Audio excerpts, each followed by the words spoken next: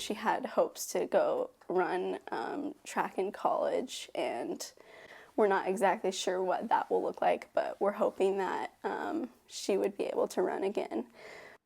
First at 5:30, several teens continue their healing journey after a fatal car crash in Eugene on December 7th.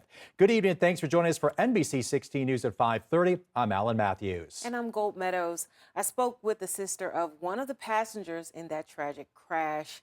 She says the 16-year-old has hopes her injuries won't mean an end to her track and field career. A track star and math whiz, 16-year-old Ryan Thomas was among 5 teen occupants of a Toyota Corolla struck by a Chevy Suburban in a crash on December 7th at River Road and Beacon Drive in Eugene. That crash took the life of Easton Bounds, age 13. First time that I saw you, you took my breath away.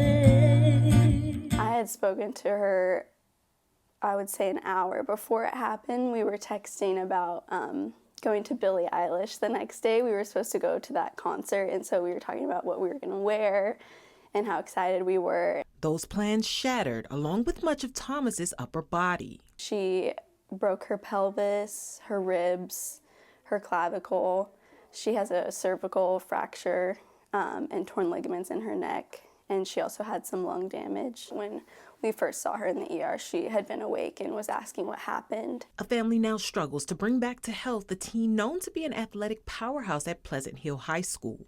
She just brought home the 3A state championship title this year in the 100-meter dash for her team. Thomas has had 2 surgeries so far, but remains in a halo to protect her neck. It's been really hard for all of us. I think that, there was at least 30 minutes where we didn't know if she was alive. It's been very emotional for us, and it's been extremely difficult to watch her just experience immense pain. But that being said, we have just wrapped around each other and have been able to support each other. We've had just incredible support from the community, and so we know that we're not alone and Ryan's not alone. Though the injuries are severe, the road to recovery long, Thomas already has hopes to return to the sport she loves.